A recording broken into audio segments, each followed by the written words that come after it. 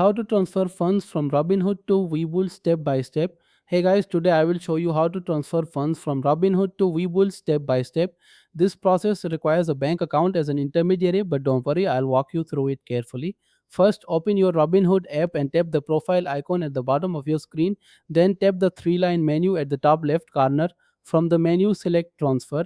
Scroll down to the link account section and tap add account. Choose bank account and continue. Select your bank from the list and enter your online banking credentials to link your account.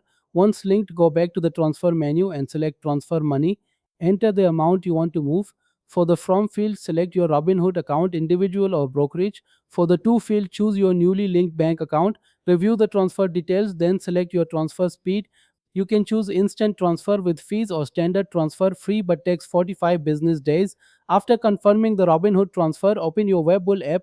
Tap the Webull logo at the bottom, then select transfer from the top menu. If you haven't linked a bank account yet, tap link a bank account at the bottom. I recommend using real-time verification for faster setup. Select your bank, enter your credentials and submit.